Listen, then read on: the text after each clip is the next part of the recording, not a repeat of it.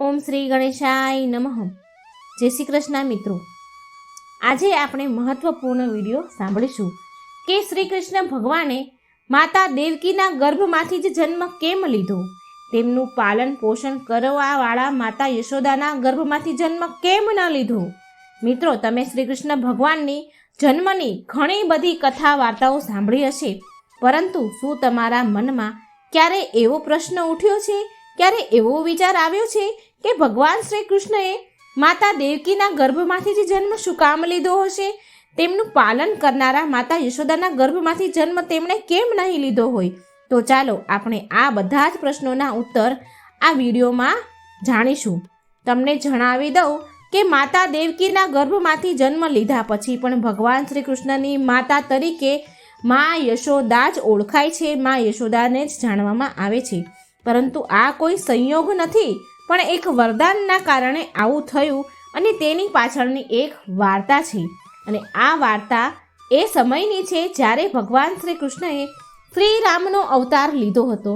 તે સમયે તેમની સાવકી માતા કૈકેયી પ્રભુ શ્રી રામને તેમને પ્રેમ તો બહુ જ કરતા હતા. માતા કૈકેયી શ્રી રામને પ્રેમ ઘણો કરતા હતા, પરંતુ પોતાના પુત્ર ભરત માટે રાજા દશરથને એવો આદેશ આપે છે કે રામને 14 વર્ષનો વનવાસ અને પુત્ર ભરતને અયોધ્યાના રાજા તરીકે નિયુક્ત કરવામાં આવે.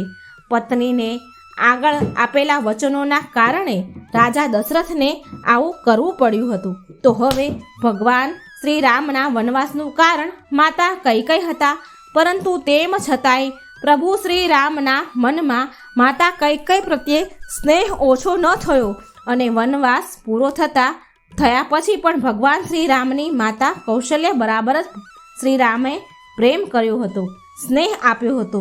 માતા કૈકેયીને ભગવાન શ્રી રામના આવા ઉદારતા ભર્યા વ્યવહારને જોઈને, આટલો પ્રેમ જોઈને માતા કૈકેયીનું મન પીગળ્યું. માતા કૈકેયીને પછતાવો થાય છે.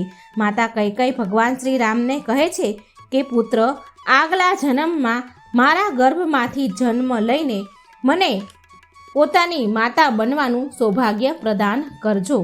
હું એમ સમજીશ કે તે મને માફ કરી દીધી.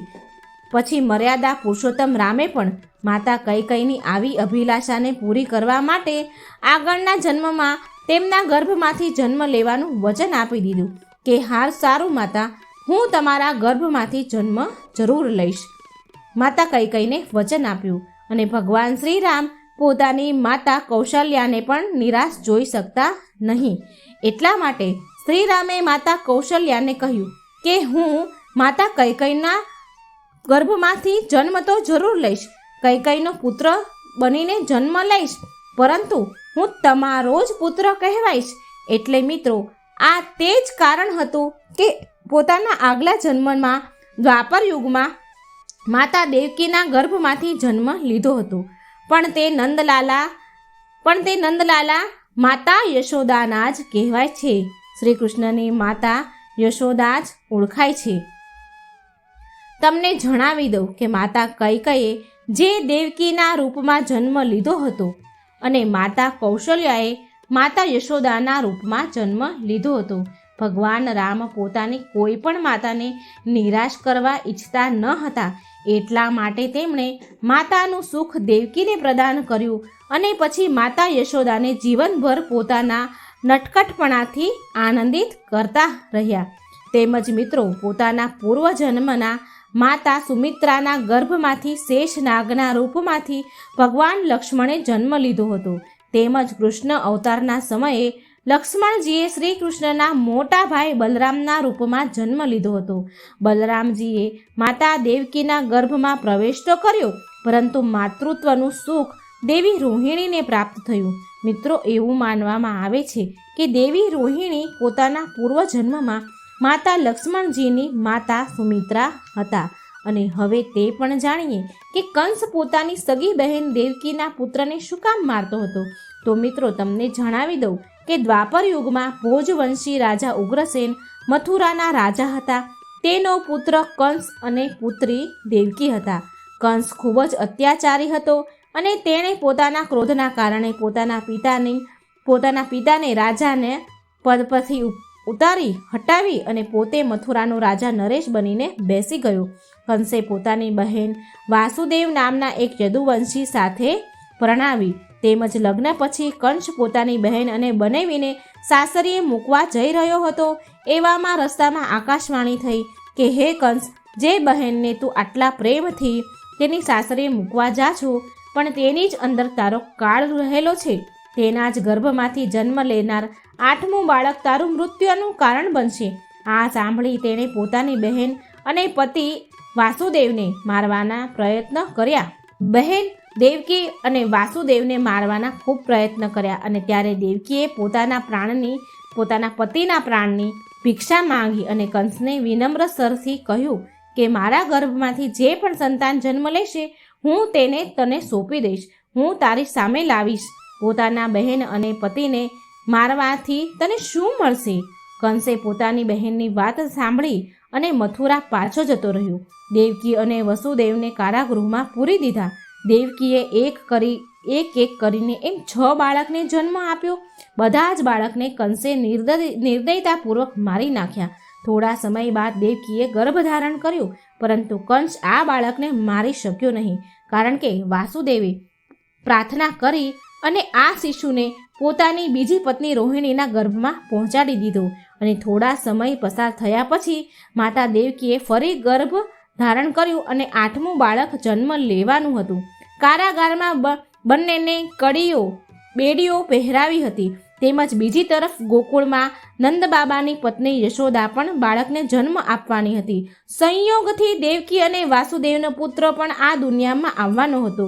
તે જ સમયે માતા યશોદાના ગર્ભમાંથી એક પુત્રીનો જન્મ થયો, જે કોઈ સામાન્ય કન્યા ન હતી, પરંતુ યોગ માયા હતી. અને જે કારાગારમાં દેવકીમાં અને વાસુદેવ કેદ હતા, ત્યાં અચાનક એક ભવ્ય પ્રકાશ થયો અને તેઓ પોતાની આંખોની સામે ભગવાન શ્રી હરિને જોવે છે. દેવકીમાં અને વાસુદેવજી શ્રી નારાયણના દર્શન કરે છે. તે બંનેએ શ્રી હરિ વિષ્ણુને પ્રણામ કર્યા અને તેના પછી ભગવાન કહેવા લાગ્યા કે હે વાસુદેવ, દેવકી, હું ફરી એકવાર બાળકનો જન્મ ધારણ કરીશ. પુનઃ હું જન્મ ધારણ કરીશ.